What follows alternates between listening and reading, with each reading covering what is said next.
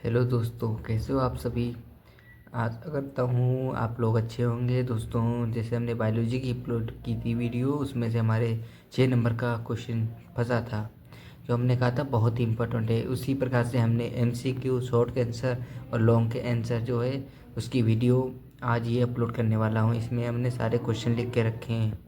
तो दोस्तों चलिए हम एमसीक्यू क्वेश्चन को देखते हैं, जो इस बार पेपर में आने के चांसेस ज़्यादा हैं।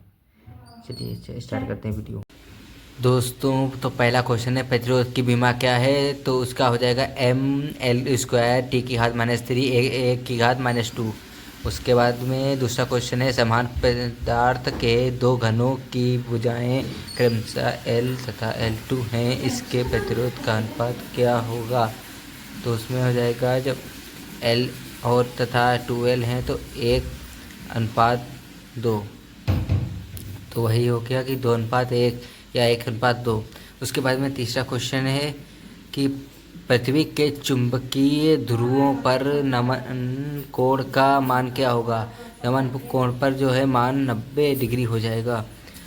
उसके बाद में दोस्तों आगे बढ़ते हैं। क्वेश्चन नंबर, हाइड्रोजन परमाणु के दूसरी कक्षा की त्रिज्या r है, तो तीसरी कक्षा की त्रिज्या क्या होगी। तो आसानी सी बात है 4r होगी। उसी प्रकार आगे बढ़ते हैं। हाइड्रोजन परमाणु की आयनन ऊर्जा क्या होगी। तो -13.6 eV। उसके बाद में आगे बढ़ते हैं। रेडियो एक्टिव पदार्थ उत्सर्जित नहीं करते हैं, तो उसमें प्रोटॉन ऊर्जा जो है प्रोटॉन को उत्सर्जित नहीं करते हैं। उसके बाद में क्वेश्चन, आखिरी क्वेश्चन है विद्युत धारिता का मात्रक क्या है। तो कूलाम बटे वोल्ट होता है। तो इस प्रकार से ये ज़्यादा चांसेस हैं एमसीक्यू के क्वेश्चन। आप चलते हैं शॉर्ट क्वेश्चन की तरफ।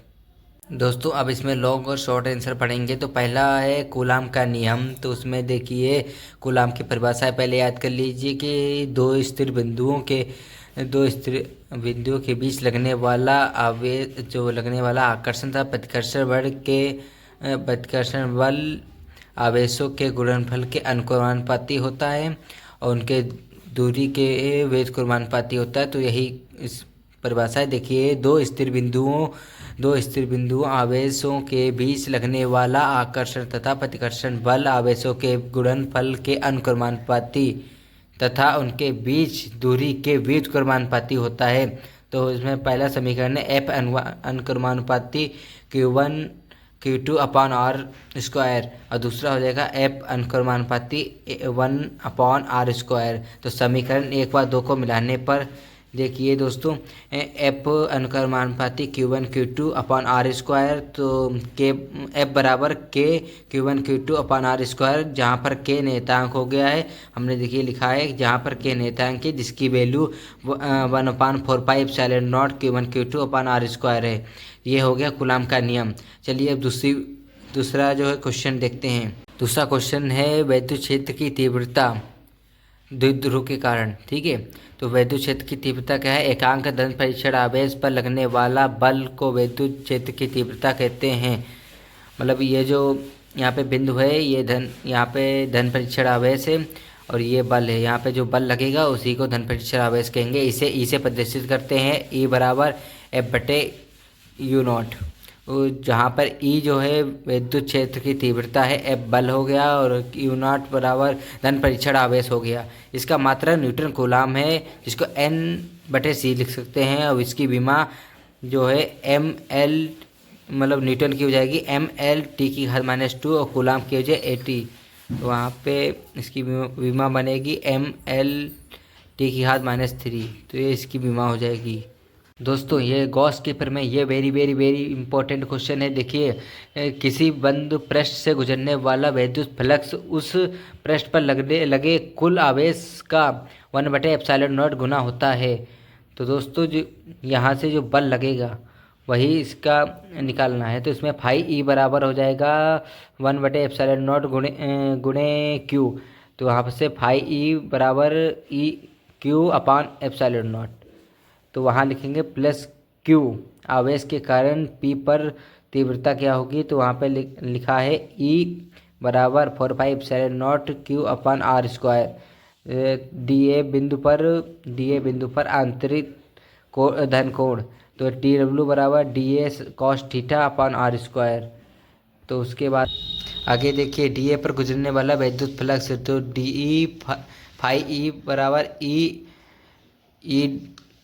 और D A vector D five बराबर D A into D A cos theta, D five बराबर D E into D A cos theta.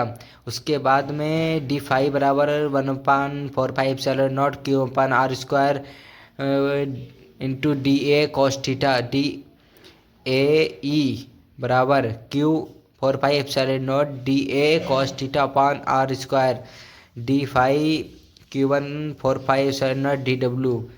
दोस्तों इसके बाद में इसको हम देख सकते हैं वेक्टर, और देखिए दोस्तों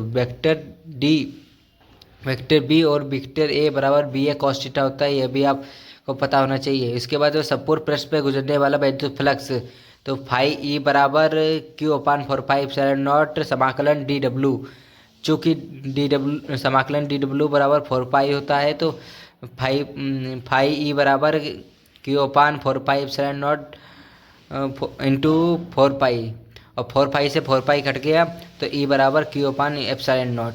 ये सिद्ध हो गया हमारा विद्युत फ्लक्स वाला। दोस्तों अगर वीडियो अच्छे लगे तो अपने दोस्तों के पास शेयर कीजिए, क्योंकि कल आपका पेपर यही क्वेश्चन देखने को मिलेंगे। और दोस्तों वीडियो को लाइक कीजिए, अपने दोस्तों को जो है शेयर कीजिए, और भी अगर आप लोग मेरे चैनल पर नए आए हैं तो प्लीज़ चैनल को सब्सक्राइब कीजिए। दोस्तों इसके बाद में विद्युत विभव क्या है ये पूछ सकता है 3 नंबर में क्वेश्चन। तो यहाँ पे देख लीजिए, यहाँ बिंदु जो है यहाँ से किया गया कार्य पूछा जाए इस प्रकार से। तो चित्र हो गया, देखिए इसमें परिभाषा क्या लिखेंगे, एकांक धन परीक्षण आवेश।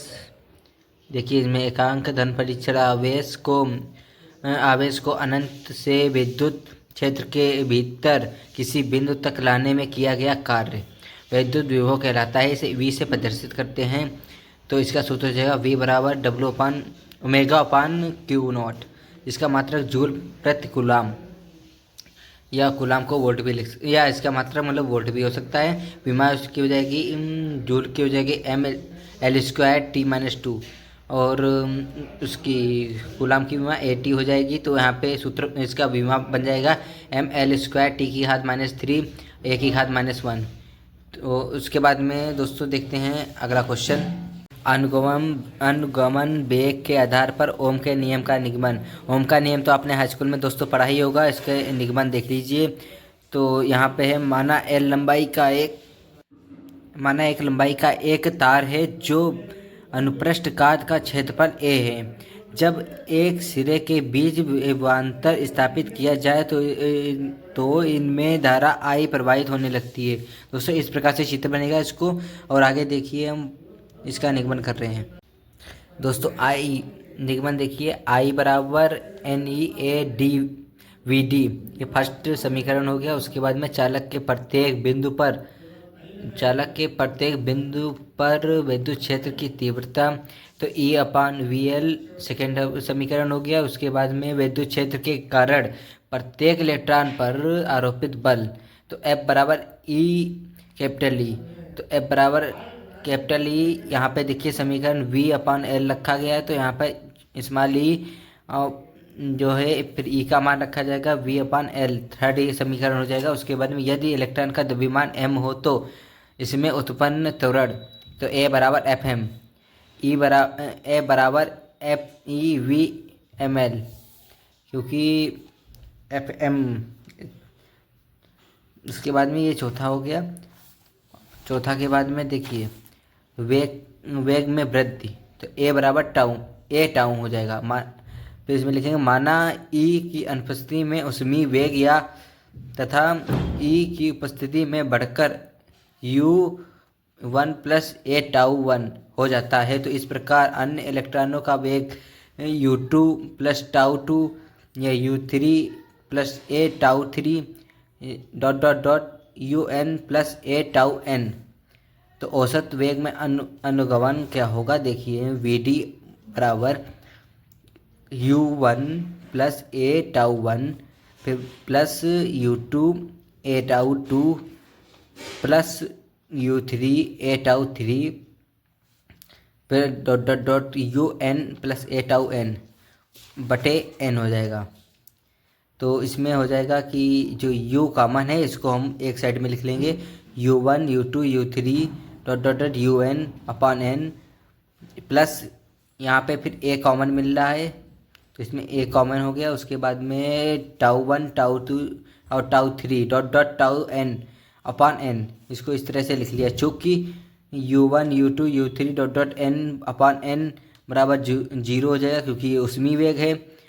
और टाउ 1 टाउ 2 और टाउ 3 ये जो है क्या बोलते हैं टाउ 1 टाउ 2 टाउ 3 और dot dot dot tau N upon N बराबर ये समय अंतराल है बराबर टाउ समय अंतराल है।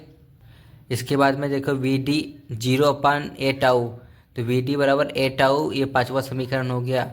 एक का मान समीकरण एक का मान समीकरण 5 में रखने पर, इसमें समीकरण 5 है इसमें रखते हैं तो VD अपॉन EV ml गुणे टाउ, तो VD का मान समीकरण 1 में रखने पर तो I बराबर NEA VD, तो I बराबर NEA VD की जगह पर EV अपॉन ML अब इंटू टाउ हो जाएगा। उसके बाद में देखिए I बराबर NE square AVE upon ML, उसके बाद में इक्वेशन इसका हो जाएगा V अपॉन I बराबर ML NE/A टाउ। उसके बाद में चूँकि ML और NE/A टाउ नेतांक हो जाएगा, ये नेतांक हो गया तो वहाँ पे फिर आ जाएगा R बराबर भी नेतांक होता है इसलिए V अपॉन I बराबर नेतांक, तो VI अपॉन R यही साबित करना था तो ये हो गया प्रूफ। उसके बाद में देख